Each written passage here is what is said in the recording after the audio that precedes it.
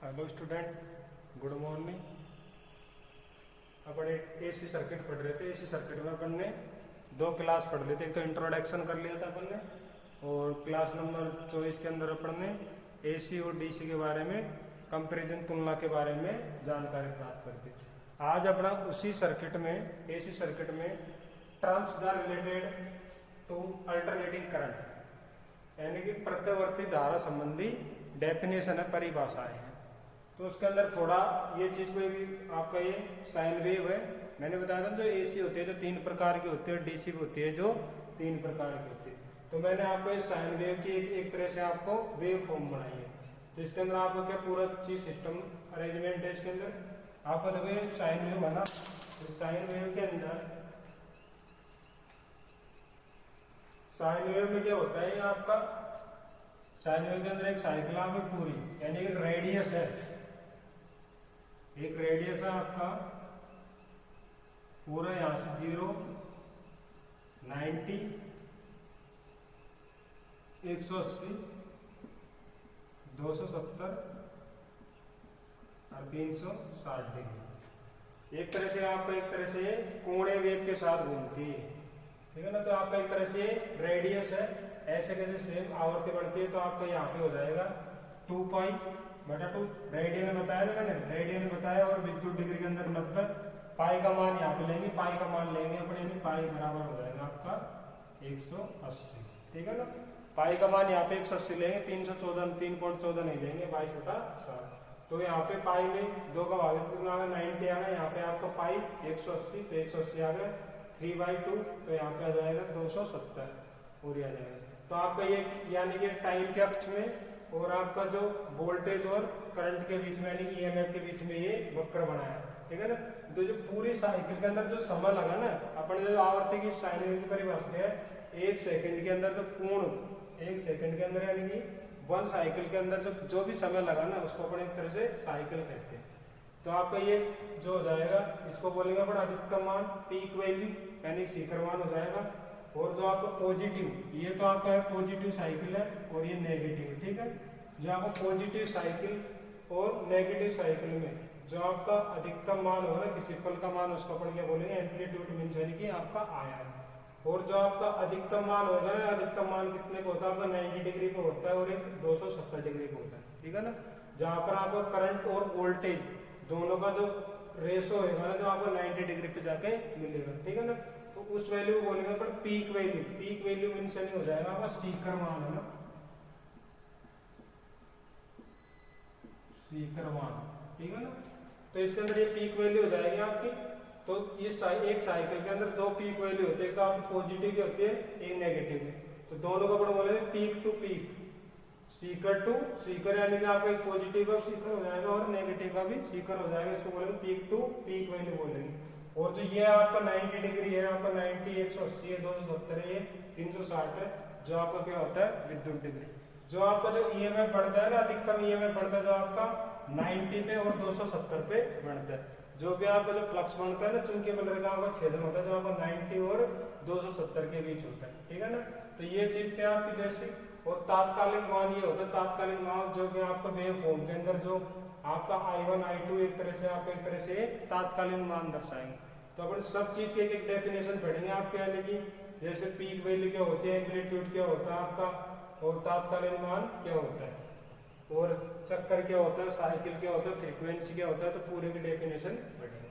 तो ये चीज आपको पहले बताना जरूरत है, पॉइंट, ठीक है ना स्टूडेंट। अब फर्स्ट पॉइंट आता है अपना, इसी के अंदर डेफिनेशनों के अंदर आता है, फर्स्ट पॉइंट आता है आपका साइकिल। साइकिल मीन्स यानी क्या, फर्स्ट डेफिनेशन आ जाएगा आपका साइकिल। साइकिल मीन्स यानी आपको हो जाएगा चक्कर, ठीक है ना। इसकी परिभाषा सिंपल हो जाएगी, देखो सिंपल हो जाएगी, यानी कि वह प्रत्यावर्ती विद्युत धारा एसी है ना आपकी, एसी के अंदर ही बढ़ते हैं साइकिल। डीसी के अंदर तो डायरेक्ट यानी वेव फॉर्म बढ़ेगा आपकी, जैसे डायरेक्ट वेव फॉर्म बढ़ेगा, यानी करंट और डायरेक्शन की सेम होते हैं। यानी अपन सिंपल बनाएंगे, यहाँ से बनाएंगे पूरी परिभाषा आपकी। वह प्रत्यावर्ती विद्युत धारा जो मान व दिशा का, मान व दिशा का एक पूर्ण परिवर्तन को क्या कहते हैं, अपन एक साइकिल कहते हैं। मैंने बताया ना आपको, मान व दिशा का एक पूर्ण परिवर्तन हो रहा है, एक चक्कर हो रहा है, यानी एक तरह से आपका जो साइकिल का पहिया आता है ना, तो एक पूर्ण एक सर्किल की तरह होता है ना, ये तो होता है तो 0 डिग्री से तो 360 डिग्री का जो बीच का कोण होता है ना, पूर्ण रूप करने में जो कोण होता है उसको अपन एक तरह से साइकिल कह सकते हैं, ठीक है ना। तो इसको कहेंगे प्रत्यावर्ती धारा की दिशा, प्रत्यावर्ती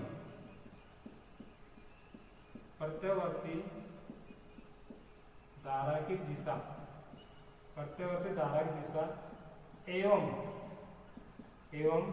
प्रत्यावर्ती धारा की दिशा एवं मान के एक पूर्ण परिवर्तन को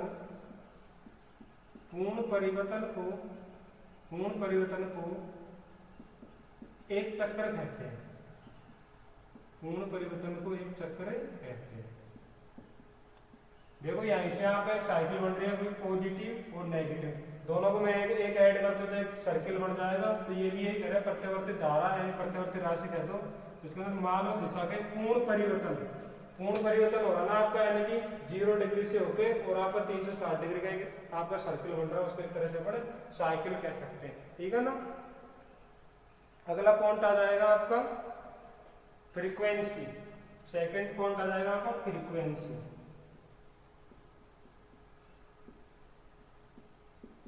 फ्रीक्वेंसी मीन्स नहीं होता आपका आवर्ती।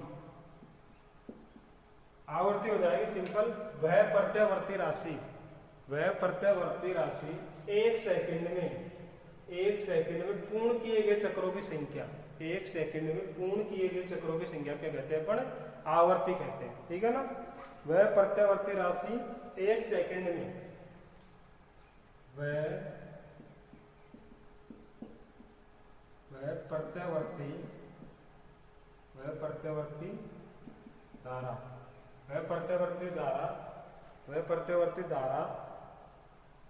धारा में प्रति सेकंड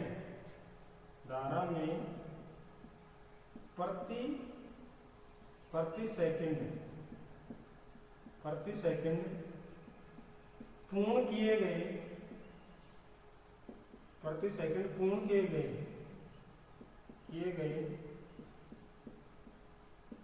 चक्रों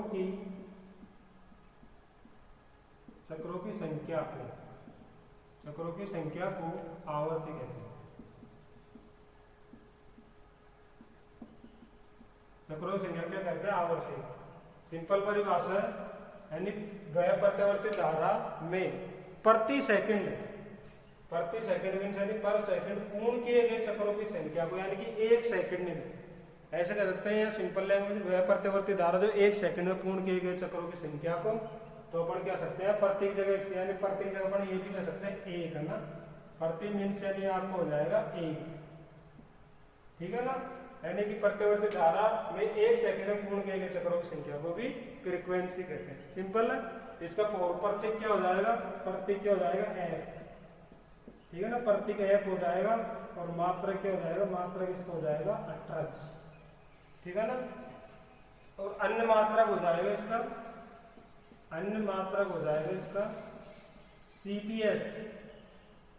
सीपीएस मीन्स हो जाएगा साइकिल पर सेकंड, ठीक है ना। यहाँ प्रति साइकिल में तो हो रहा है, प्रति साइकिल में तो हो जाएगा यहाँ पे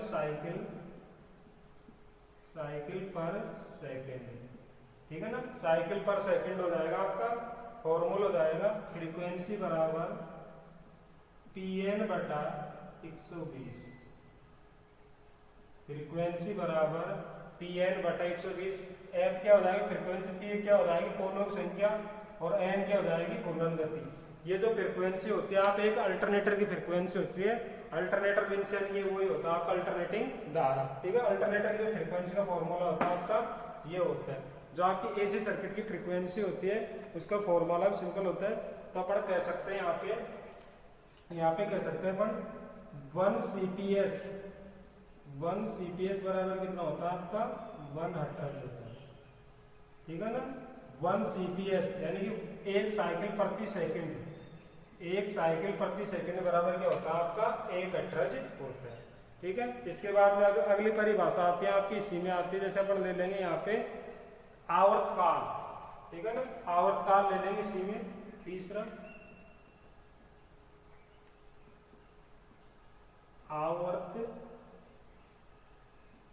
आवर्त काल, इसको कहते हैं अपन टाइम पीरियड, है ना, टाइम पीरियड कहते हैं इसको सिंपल लैंग्वेज में अपन टाइम पीरियड हो जाएगा आपका ना।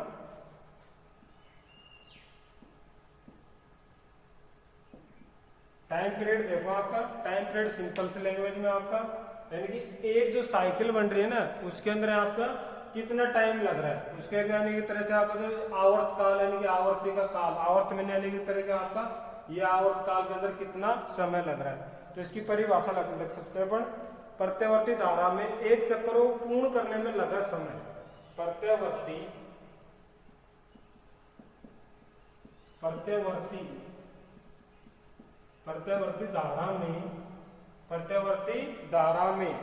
धारा में एक चक्कर को, एक साइकिल को पूर्ण करने में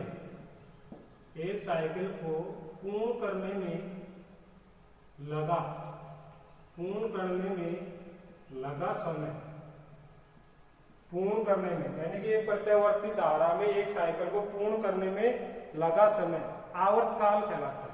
लगा समय आवर्त काल कहलाता है। ठीक है ना, सिंपल है ना। एक प्रत्यावर्ती धारा में एक साइकिल को, मैंने बताया ना, एक साइकिल को पूर्ण करने में जो लगा समय होता है ना उसका आवर्त काल होता है। प्रतीक क्या हो जाएगा इसका, प्रतीक इसका हो जाएगा आपका टी, है ना, टाइम पीरियड को टी से हो जाएगा और मात्रक हो जाएगा इसका आपका सेकंड, ठीक है ना, सेकंड इसे क्या हो जाएगा आपका मात्रक हो जाएगा। तो फॉर्मूला हो जाएगा आपका यहाँ पे 1/f, ठीक है ना। तो यहाँ पर जो आपका f होएगा, f की वैल्यू रख सकते हैं अपन, फ्रीक्वेंसी कितनी होती है, फ्रीक्वेंसी f बराबर लिख लो यहाँ पे, f बराबर होते हैं इंडिया के अंदर होते हैं आपकी 50/18, ठीक है ना। तो अपना जो टाइम पीरियड होता है एक साइकिल को पूर्ण करने में लगा समय को आवर्त काल कहते हैं। कितना समय लगता है अपना, तो यहाँ पे निकाल सकते हैं फ्रीक्वेंसी बराबर, आपका फ्रीक्वेंसी निकालना है ना, इसका फॉर्मूला निकालना है टाइम का। तो देखो यहाँ पे 1/, अपनी कितनी थी 50, ठीक है।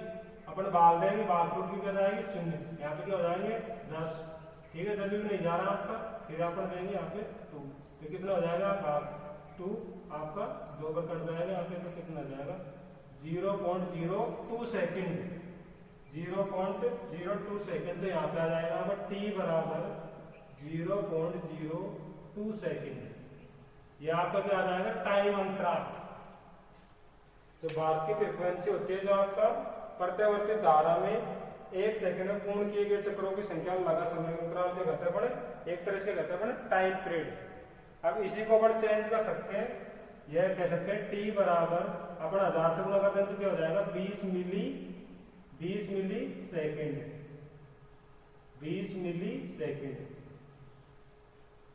जो मिली में क्या हो जाएगा आपका 1000 से गुणा हो जाएगा तो ये हो जाएगा 20 मिली सेकेंड हो जाएगा आपका।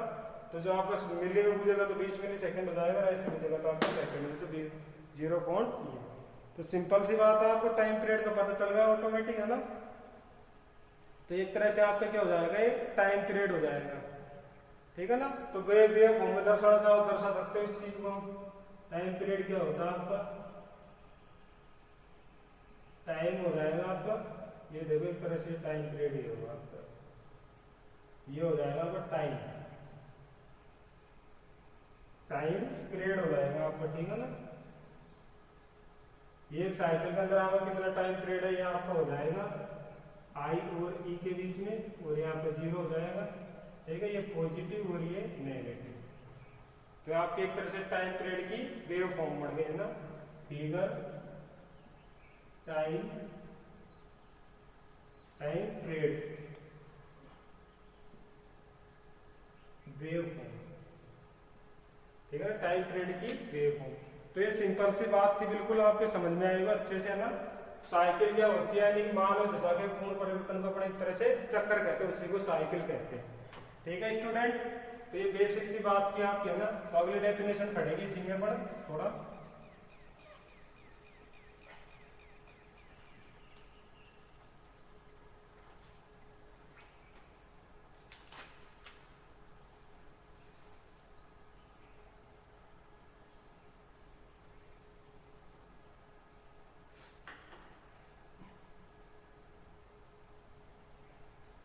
ठीक है स्टूडेंट, अगली क्लास में फिर मिलते हैं ना। धन्यवाद।